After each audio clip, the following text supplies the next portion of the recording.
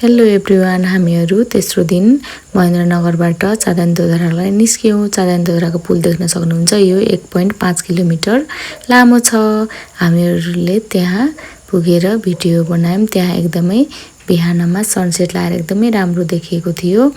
हामीहरूले भिडियो फोटाहरू खिचेर त्यहाँबाट निस्क्यौँ। अत्तरिया हुँदै कैलालीमा रहेको घोडाघोडी ताल पुग्यौँ।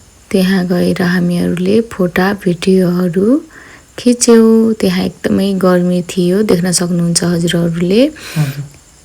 यहाँको भ्यू यस्तो छ र त्यहाँबाट हामी लम्के हुँदै कैलालीमा रहेको बनाना एग्रो रिसोर्टमा नास्ता खायौँ र त्यहाँबाट हामीहरू टिकापुर पार्कमा पुग्यौँ र त्यहाँको भ्यू हजुरहरू देख्न सक्नुहुन्छ। एकदमै गर्मी थियो त्यहाँ र हामीहरूले फोटा भिडियोहरू बनायौँ र हामीहरू अन्त्यमा कर्णाल चिसापानी बबई हुँदै सुर्खेत